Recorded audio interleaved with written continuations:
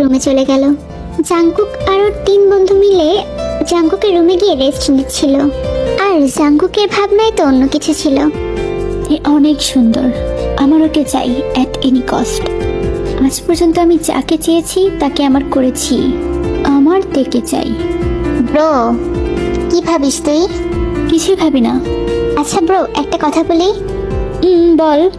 আমার কাছে এত দ্বিধার কি আছে? তোর কাজিনদের সাথে একটু আলাপ করিয়ে দেন আমাদের। কেন, সকালে না আলাপ করলেই? না মানে একটু কথা বলিয়ে দে আর কি আমাদের সাথে। ও তো তেমন কথা বললো না। ব্রো, তোদের মনের কথা আমি বুঝে গিয়েছি, বাট এই ওয়েট, তুই আবার এটা বলিস না যে তোর সাথে ওর বিয়ে ঠিক হয়ে আছে। Wait what? আমি এটা কেন বলতে যাব? বিয়েটি আমি ওকে কেন করতে যাব? বাট কি জানিস তো, ওকে আমার ভীষণ ভালো লেগে গিয়েছে। অনেক ছোটবেলা দেখেছিলাম ওকে, ওর তখন 8-9 বছর ছিল মেবি। বাট ও তো তোর বোন হয়। আমার কাজিন হয়। সো কাজিনদের সাথে কি এসব কিছু হয় না নাকি? জাংকুকের বন্ধুরা সব চুপ হয়ে গেল, কারণ তারা এই বিষয় নিয়ে জাংকুকের সাথে কোনো কথাই বলতে চাচ্ছে না। কিছুক্ষণ পর জাংকুক তার রুম থেকে বেরিয়ে গেল। ব্রো, জাংকুকের মতিগতি আমার ভালো লাগছে না। মেয়েটাকে দেখে অনেকটা সরল সোজা মনে হলো। না রে ব্রো, আমার জাংকুকের প্রতি বিশ্বাস আছে, ও এতটাও নিচে নামবে না। এই বিষয়ে আমাদের কথা না বলাটাই ভালো। তুই ঠিক কথা বলেছিস। পরের দিন সকালবেলা তে ভোর উঠে সবার জন্য ব্রেকফাস্ট মেক করে। সকালে ব্রেকফাস্টের পর, মা আমি কলেজে যাচ্ছি। তোকে কলেজে আমি নিয়ে যাই। না জাংকুক ভাইয়া, আমি একাই যেতে পারবো, আমার অভ্যাস আছে। কি আমি কতবার করে বলেছি এত পড়াশোনা দিয়ে কি হবে, বাসায় বসে বাসার কাজ কর।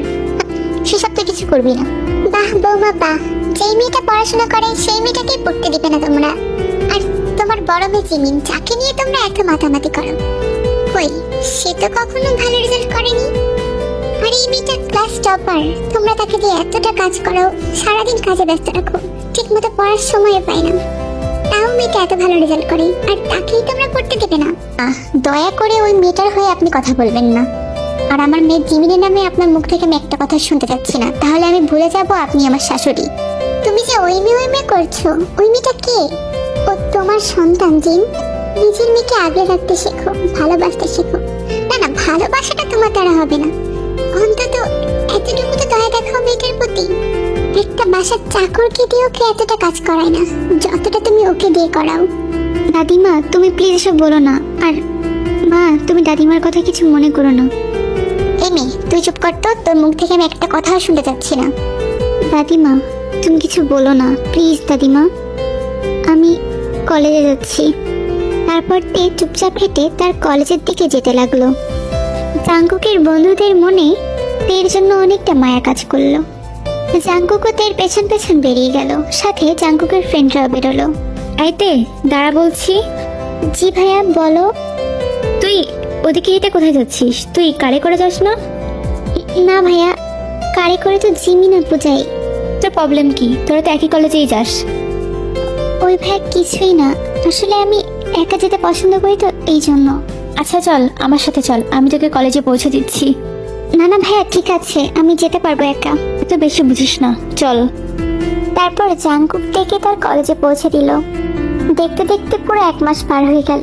এই 1 মাসে তের প্রতি জাংকুকের কেয়ার দেখে তে তো মনে মনে জাংকুককে অনেকটা পছন্দ করতে শুরু করলো। এই ইন্টারভিউগুলো আমার করে দিস তো, আমার হাতে এত টাইম নেই, তাছাড়া আমাকে এখন পার্টিতে যেতে হবে। বলছি যে আপু, কালকে না আমার ক্লাস একটা এক্সাম আছে, তো আমি না ইন্টারভিউটা করার টাইম পাবো না। কি বললি তুই? টাইম পাবি না মানে?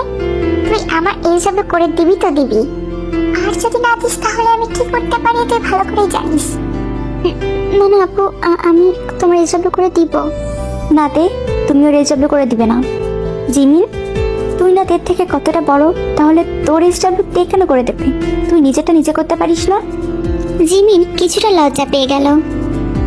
তারপরে জিমিন আর কিছু না বলে তের দিকে রাগি চোখে তাকিয়ে ও রেজাল্টের খাতাগুলো নিয়ে সেখান থেকে চলে গেল। একটা কথা বলো তো, তোমাকে যে যা করতে বলবে তোমাকে তাই করতে হবে? হ্যাঁ, কি হলো? আমার মুখের দিকে তাকিয়ে কি দেখছো? থ্যাংক ইউ ভাইয়া। থ্যাংক ইউ বলার কোনো প্রয়োজন নেই, আর নেক্সট টাইম থেকে আমাকে ভাইয়া বলারও প্রয়োজন নেই। এই মা, ভাইয়া তুমি কি বলছো? তোমাকে ভাইয়া না বললে যে সবাই আমাকে বকা দিবে।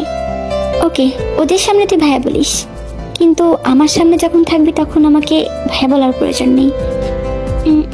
আচ্ছা। এভাবেই কয়েকটা দিন পার হয়ে যায়। জাঙ্কুক আর তে আরো অনেকটা ভালো বন্ধু হয়ে উঠেছে। তে শুধু জাঙ্কুককে বন্ধুই না, মন থেকে অনেকটা ভালোবেসে ফেলেছে।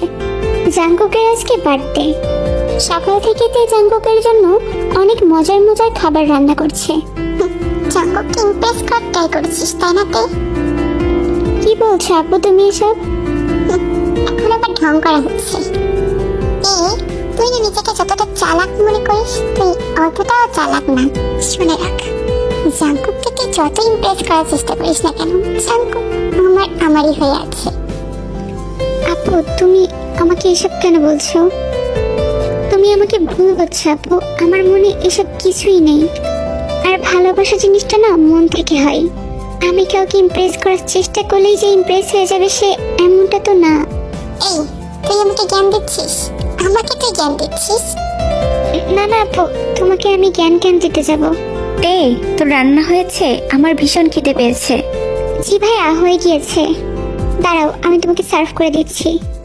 তারপরে তে জাঙ্কুককে খাবারগুলো সার্ভ করে দিতে লাগলো। তে, তোর হাতের রান্না না সত্যি অসাধারণ। তুই চাইলে একটা রেস্টুরেন্টও খুলতে পারিস, তাহলে অনেক ভালো চলবে। ও, আমি না কি বলছি, তুই এত ভালো স্টুডেন্ট, তুই রেস্টুরেন্ট কেন খুলতে যাবি? বাইরে পেতে তোর লাইফের ইচ্ছা কি, মানে তুই কি হতে চাস? আমার ইচ্ছা আমি ফ্যাশন ডিজাইনার হব। That's good. ফ্যাশন ডিজাইনার হবে এসেছে। কি রে জিমিন, তুই কি তোর ছোট বোনকে হিংসা করা বন্ধ করবি না? জিমিন কিছু না বলে সেখান থেকে চলে যাই।